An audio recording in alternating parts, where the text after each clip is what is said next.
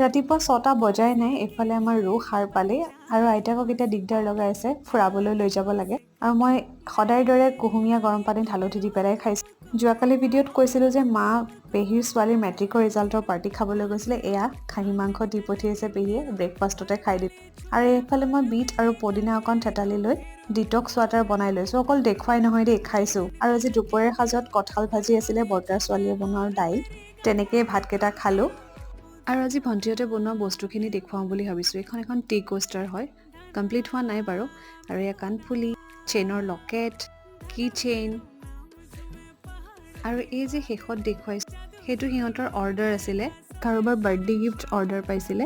কাৰোবাক বাৰ্থডেত এনিভাৰ্চাৰীত এনেকুৱা কিছুমান ইউনিক গিফ্ট দিব বিচাৰিলে ইনষ্টাগ্ৰামত গৈ দ্য এলিউৰিং থিংছ বুলি একাউণ্টটোত ফ'ল' কৰি ডাইৰেক্টলি মেছেজ কৰি অৰ্ডাৰ কৰিব পাৰে নতুন মিনি ব্লগত লগ পোৱাৰ আশাৰে আজিলৈ আহিছোঁ